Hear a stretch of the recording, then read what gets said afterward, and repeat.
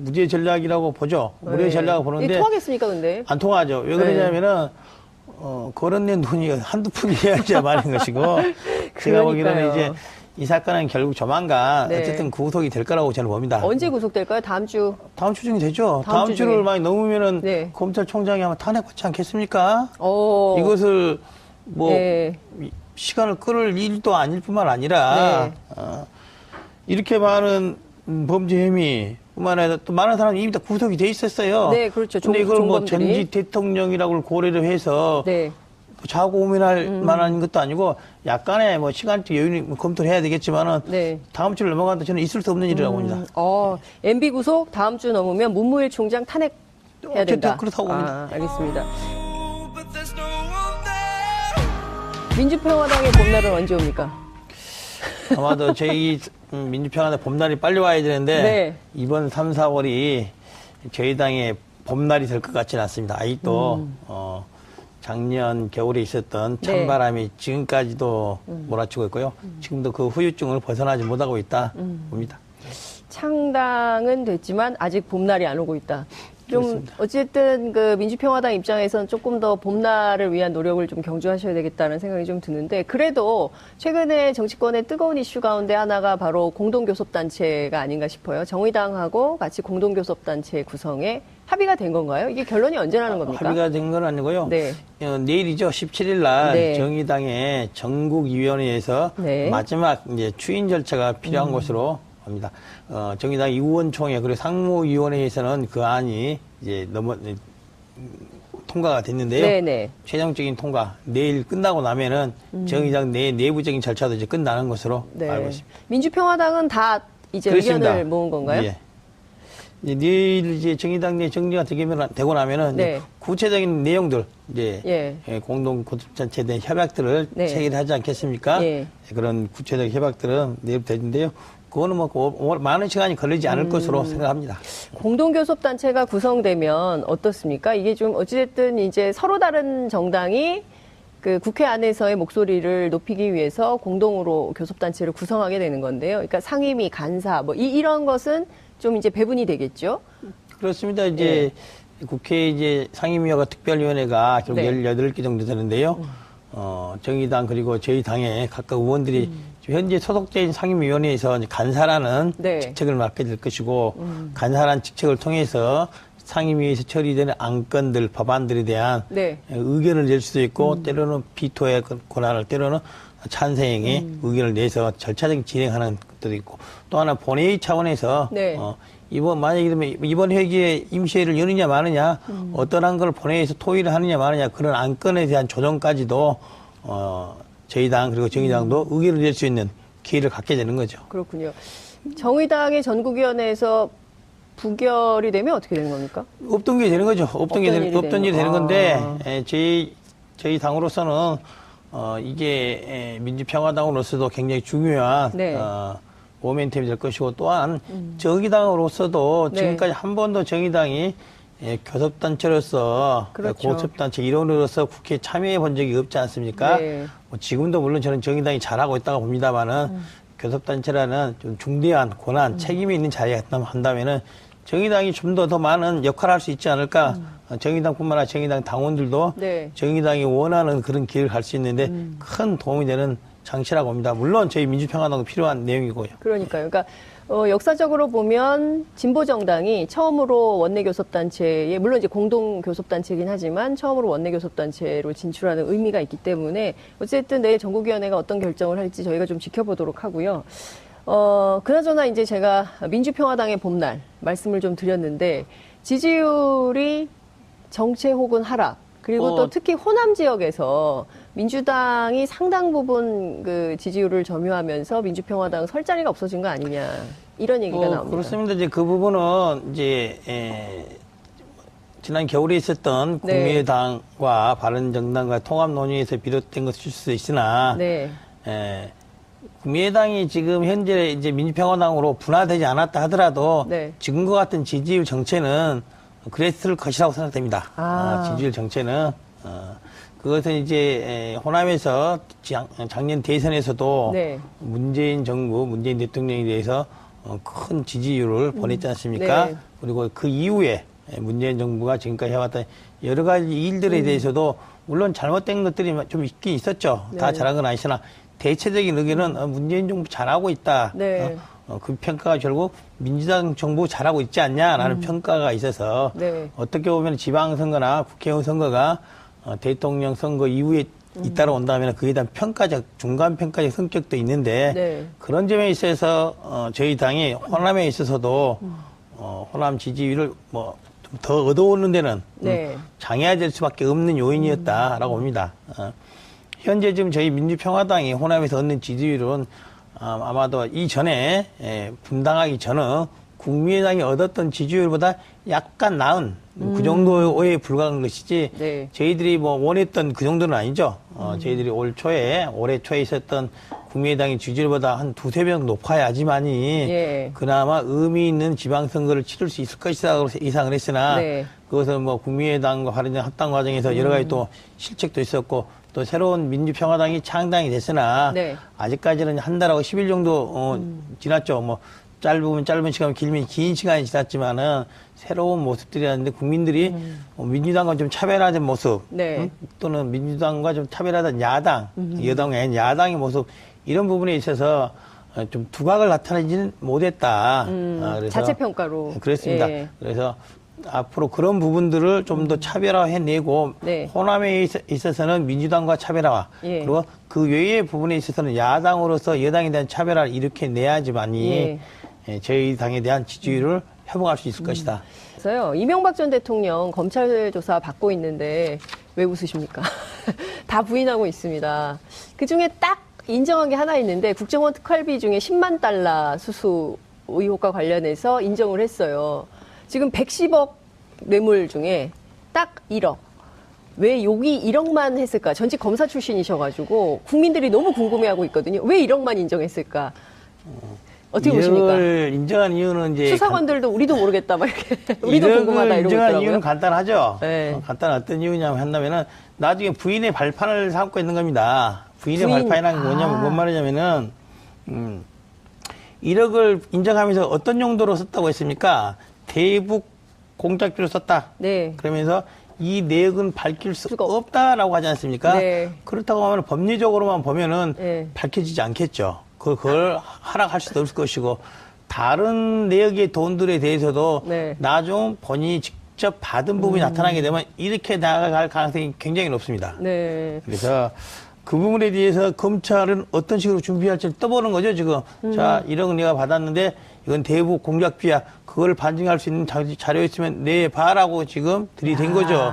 제가 보는 검찰이 특별히 자료 못 냈을 거라고 봅니다. 네. 그렇다고 한다면 다른 금액들도 네. 그렇게 넘어가다 보면은 네. 일일이 검찰에서 이제 명목을 밝혀내야지만이 네. 뇌물죄라든지 뭐 어떤 형태로든 기소가 될 수 있고 그 내용이 사용 용도가 대북 공작비라고 함으로써 이거 소위 통치자금 내는 통치권 관련된 비용을 썼다라는 미리 좀 실드를 치고 있는 거죠. 미리 실드를 치고 있다.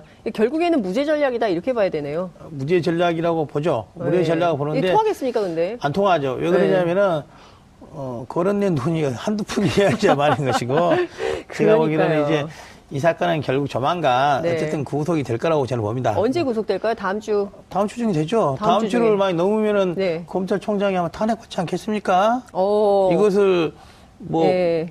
시간을 끌을 일도 아닐 뿐만 아니라 네. 이렇게 많은 범죄 혐의 뿐만 아니라 또 많은 사람이 이미 다 구속이 돼 있었어요. 네, 그렇죠. 근데 이걸 뭐 종범들이. 전직 대통령이라고 고려를 해서 네. 자고 고민할 만한 것도 아니고 약간의 뭐 시간적 여유를 검토를 해야 되겠지만은 네. 다음 주를 넘어간다 저는 있을 수 없는 일이라고 봅니다. MB 구속 다음 주 넘으면 문무일 총장 탄핵 해야 된다. 어쨌든 그렇다고 봅니다. 알겠습니다. 지금요, 이게 지금 그 장수만세도 아니고 아들, 사위, 조카, 뭐 그리고 형, 부인 이게 다 걸렸어요. 그래서 패밀리 게이트라는 얘기가 나옵니다. 그럼 그렇게 보입니다. 예, 특히 김윤옥 여사와 관련된 범죄 혐의가 특화되고 있어요. 사위가 건넸다는 거 아니겠습니까? 그러니까요. 이 집은 참 의리가 없는 것 같아요. 뭐 측근들만 의리가 없는 게 아니라 예. 뭐 가족들도 가족 간에도. 그런 게 아닌가. 예. 게다가 또 재밌는 게 예. 다스라는 회사를 둘러싸고 형은 너무 사이가 좋은 것 같아요. 그러니까요. 동생은 이 67억 회사는 빌리고. 적게 아니고 네, 형님 형 거다. 겁니다. 그리고 형도 뭐 동생 이건 제 자산 아니고 동생 건이 예, 같습니다라고 한두 푼도 아니고 몇십을 두고 예, 그렇게 하더라고요. 그러니까요. 그래서 형님 먼저 아우 먼저. 예. 형제간의 우애는 좋구나라고 생각하는데요. 네. 어쨌든 많은 부분들이 측근들 그리고 가족들의 입에서 나온 거 아니겠습니까? 네. 최근 자유한국당 그리고 MB 쪽에서 이 사건이 정치 보복이다. 네. 표적 수사 이런 말 하는데 네. 결정적인 증거를 내는 사람들은 가족들이고 측근들이었다. 네. 그리고 이 사건 이명박 전 대통령의 수사는 이명박 전 대통령을 먼저 수사하는 적이 없었어요. 원래 네. 박근혜 대통령에 대한 수사에서 그렇죠. 특활비 수사에서 하다 보니까 나온 거죠. 자료가 나오고 그러다 보니까 그 자료가 어딘지 보니까 영포필딩 가보니 네, 또 또 이만 또 자료가 네. 나오고 해외에서 나온 거기 때문에 누가 보더라도 표적 수사, 정치보복 이런 건 허용될 수 없는 거죠. 그게 별명이 붙었어요. 양파 대통령. 계속 새로운 사실이 나오고 제가 있기 때문에 보기에는 뭐 그런데요. 지금 원래는 뭐 100억대 정도나 나왔는데 네. 결코 100억대로 끝날 일은 아니다. 어. 100억대로 끝날 일이 아니다. 결국 이 문제를 해결하기 위해서는 예. 뇌물 100억이 아니라 네. 이명박 정부 전체 기관 예. 서울시장 시기까지 포함해서 예. 불법적으로 만들어진 돈을 국가가 회수를 해야 되는 거, 환수를 해야 되는 겁니다. 네. 그래야죠 정의가 바로 사는 것이지 단순히 뭐 감옥 갔다 왔다, 네. 감옥 갔다 오고 소위 돈은 굳는 이런 상태를 나가서는 안 된다. 아버님 용어가 상당히 그 시장 용어입니다. 감옥 갔다 오고 돈은 굳는 이런 건 안 된다 이런 말씀 주셨는데요. 끝으로 한 가지만 여쭙겠습니다. 그 문무일 총장이 지난번에 사개특위에 출석을 했습니다. 그 50년 만에 첫 검찰총장의 출석이다, 국회 출석이다 이런 언론의 분석이 있던데요. 이 자리에서 검경 수사권 조정에 대해서 강력하게 비토를 해서 일각에서는 그 청와대의 조국 민정수석과의 갈등설 이런 얘기도 나오는데요. 문무일 총장의 이런 태도, 전직 검사 어떻게 보십니까? 뭐 이제 전직 검사의 입장을 말하면 그런 거죠. 예, 저는 문무일 총장의 입장이 충분히 이해가 됩니다. 검찰의 입장에서 본다면은 네. 검찰의 입장에서 본다면은 지금 현재 청와대가 추진하고 있는 네. 검찰 개혁의 일환에서 검경 수사권 조정은 검찰의 기관의 성격을 아예 바꾸는 겁니다. 네. 어쨌든 많은 국민들이 검찰이 미운하거나 수사는 잘한다는 평가를 받지 않습니까? 그런데 정권에 따라서 막 다르잖아요. 어쨌든 예. 뭐 진작에 이 사건도 2007년에 수사했으면 지금 하고 있는 수사조차도 네. 윤석열 중앙지검에서 하는 수사조차도 예. 검찰이 아니었으면 이렇게 잘할 수 있었을까라는 그런 의문이 있는 거죠. 어쨌든 간에 네. 기본적으로 검찰의 지금까지 수사기관으로서 성격 그리고 네. 공소유지기관으로서 성격 등이 다 있었는데 그중에 반을 어떻게 반이 아니라 70, 80%를 날려버리는 거죠. 없애는 거죠. 그 기능 수사권 자체를. 수사권. 그렇기 때문에 네. 검찰 구성원의 입장을 대변하는 검찰총장의 입장에서는 그것을 순순히 그대로 받아들이긴 어려울 것이다. 그거는 결국 검찰총장 차원의 해결할 문제가 아니고 청와대라든지 국회 차원에서 네. 강제적으로 해결이 될 수밖에 없는 것이지 검찰 스스로 내부 개혁으로서는 해결되기는 어려운 상황이다. 저는 그렇게 봅니다. 알겠습니다. 검찰총장으로서 어쩔 수 없다. 이런 말씀 주셨습니다. 시간이 없어서 오늘은 여기서 마무리하겠습니다. 예. 다음에 또 모시겠습니다. 고맙습니다. 내용들 이제 예. 공동 교섭단체에 대한 협약들을 네. 체결하지 않겠습니까? 예. 그런 구체적 협약들은 내일되는데요. 그거는 뭐 많은 시간이 걸리지 않을 것으로 생각합니다. 공동교섭단체가 구성되면 어떻습니까? 이게 좀 어찌됐든 이제 서로 다른 정당이 그 국회 안에서의 목소리를 높이기 위해서 공동으로 교섭단체를 구성하게 되는 건데요. 그러니까 상임위, 간사, 뭐 이런 것은 좀 이제 배분이 되겠죠? 그렇습니다. 이제 국회 이제 상임위원회가 특별위원회가 결국 네. 18개 정도 되는데요. 정의당 그리고 저희 당의 각각 의원들이 지금 현재 소속된 상임위원회에서 이제 간사라는 네. 직책을 맡게 될 것이고 간사라는 직책을 통해서 상임위에서 처리되는 안건들, 법안들에 대한 네. 의견을 낼 수도 있고 때로는 비토의 권한을 때로는 찬성의 의견을 내서 절차적인 진행하는 것도 있고 또 하나 본회의 차원에서 네. 만약에 이번 회기에 임시회를 여느냐 마느냐 어떤 안건을 본회의에서 토의를 하느냐 마느냐 그런 안건에 대한 조정 봄날이 될 것 같지는 않습니다. 아직도 작년 겨울에 있었던 찬바람이 지금까지도 몰아치고 있고요. 지금도 그 후유증을 벗어나지 못하고 있다 봅니다. 창당은 됐지만 아직 봄날이 안 오고 있다.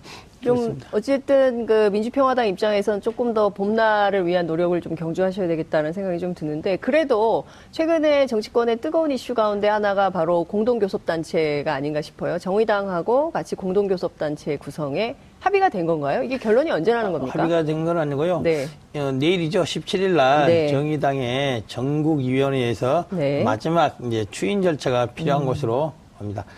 정의당 의원총회 그리고 상무위원회에서는 그 안이 이제 통과가 됐는데요. 네네. 최종적인 통과 내일 끝나고 나면은 정의당 내 내부적인 절차도 이제 끝나는 것으로 네. 알고 있습니다. 민주평화당은 다 이제 그렇습니다. 의견을 모은 건가요? 예. 이제 내일 이제 정의당 내 정리가 되고 나면은 네. 이제 구체적인 국위원회가 어떤 결정을 할지 저희가 좀 지켜보도록 하고요. 그나저나 이제 제가 민주평화당의 봄날 말씀을 좀 드렸는데 지지율이 정체 혹은 하락 그리고 또 특히 호남 지역에서 민주당이 상당 부분 그 지지율을 점유하면서 민주평화당 설 자리가 없어진 거 아니냐 이런 얘기가 나옵니다. 그렇습니다. 이제 그 부분은 이제 지난 겨울에 있었던 네. 국민의당과 바른정당과 통합 논의에서 비롯된 것일 수 있으나 네. 국민의당이 지금 현재 이제 민주평화당으로 분화되지 않았다 하더라도 네. 지금과 같은 지지율 정체는 그랬을 것이라고 생각됩니다. 지지율 정체는 그것은 이제 호남에서 작년 대선에서도 네. 문재인 정부, 문재인 대통령에 대해서 큰 지지율을 보냈지 않습니까? 네. 그리고 그 이후에 문재인 정부가 지금까지 해왔던 여러 가지 일들에 대해서도 물론 잘못된 것들이 좀 있긴 있었죠. 다 네. 잘한 건 아니시나 대체적인 의견은 문재인까지도 저희 당 그리고 정의당도 의견을 낼 수 있는 기회를 갖게 되는 거죠. 그렇군요. 정의당의 전국위원회에서 부결이 되면 어떻게 되는 겁니까? 없던 게 되는 거죠. 없던 일이 되는 건데 저희 당으로서는 이게 민주평화당으로서도 굉장히 중요한 네. 모멘텀이 될 것이고 또한 정의당으로서도 네. 지금까지 한 번도 정의당이 교섭단체로서 그렇죠. 고섭단체 일원으로서 국회에 참여해 본 적이 없지 않습니까? 네. 지금도 물론 저는 정의당이 잘하고 있다고 봅니다만은 교섭단체라는 좀 중대한 권한, 책임이 있는 자리에 한다면은 정의당이 좀 더 많은 역할을 할 수 있지 않을까. 정의당뿐만 아니라 정의당 당원들도 네. 정의당이 원하는 그런 길을 갈 수 있는데 큰 도움이 되는 장치라고 봅니다. 물론 저희 민주평화당도 필요한 내용이고요. 그러니까요. 그러니까 역사적으로 보면 진보정당이 처음으로 원내교섭단체에 물론 이제 공동교섭단체이긴 하지만 처음으로 원내교섭단체로 진출하는 의미가 있기 때문에 어쨌든 내일 무죄 전략이라고 보죠. 무죄 전략을 보는데 통하겠습니까, 근데? 안 통하죠. 왜 그러냐면은 거론된 돈이 한두 푼이어야지 많은 것이고 제가 보기에는 이제 이 사건은 결국 조만간 네. 어쨌든 구속이 될 거라고 저는 봅니다. 언제 구속될까요? 다음 주. 다음 주 중에 되죠. 다음 다음 주 주를 중에. 많이 넘으면은 네. 검찰총장이 아마 탄핵받지 않겠습니까? 어. 이것을 뭐 네. 시간을 끌을 일도 아닐 뿐만 아니라 네. 이렇게 많은 범죄 혐의 뿐만 아니라 또 많은 사람이 이미 다 구속이 돼 있었어요. 네, 그렇죠. 근데 이걸 뭐 종범들이. 전직 대통령이라고 고려를 해서 네. 자고 고민할 만한 것도 아니고 약간의 뭐 시간적 여유는 검토를 해야 되겠지만은 네. 다음 주를 넘어간다 저는 있을 수 없는 일이라고 봅니다. MB 구속 다음 주 넘으면 문무일 총장 탄핵해야 된다. 그렇다고 봅니다. 알겠습니다. 민주평화당의 봄날은 언제 옵니까? 아마도 저희 민주평화당 봄날이 빨리 와야 되는데 네. 이번 3, 4월이 저희 당의